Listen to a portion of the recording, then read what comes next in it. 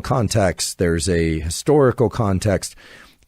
Can the knowledge of that give me some small shard of free will? Meaning, does it allow me to say, okay, I accept that my choices are somewhat predetermined, and yet knowing that gives me some additional layer of control? Is there any philosophical or biological universe in which that works? Nah. All of that can produce the wonderfully positive belief that change can happen. Even dramatic change, even in the worst of circumstances, most unlikely people, and change can happen. Things can change. Don't be fatalistic. Don't decide because we're mechanistic biological machines that nothing can ever. Change can happen. But where people go off the rails is translating that into we can change ourselves. We don't. We can't because there's no free will. However, we can be changed by circumstance. And the point of it is, like, you look at an aplysia, a sea slug that has learned to retract its gill in response to a shock on its tail.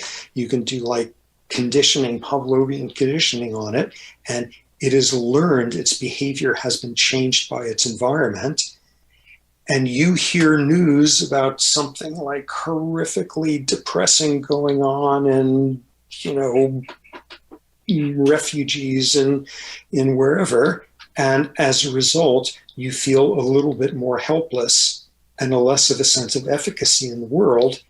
And both of your behaviors have been changed. Okay, yeah, I guess that. But the remarkable thing is it's the exact same neurobiology. The signal transduction pathways that were happening in that sea snail incorporate the exact same kinases and proteases and phosphatases that we do when you're having mammalian fear conditioning or when you're it's conserved. It's the exact same thing. It's simply playing out in obviously a much, much fancier domain. And because you have learned that change is possible, despite understanding mechanistically that we can't change ourselves volitionally, but because you understand change is possible, you have just changed the ability of your brain to respond to optimistic stimuli. And you have changed the ability of your brain to now send you in the direction of being exposed to more information that will seem cheerful rather than depressing. Oh my God, that's amazing what Nelson Mandela and Martin Luther King and all these folks did. Wow, under the most adverse of circumstances, they were able to do. Maybe I can also. Maybe I can go read more about people like them to get even more data points of changed neurochemistry so that your responses are different now. And, you're tilted a little bit more in that direction of feeling like you can make a difference instead of it's all damn hopeless.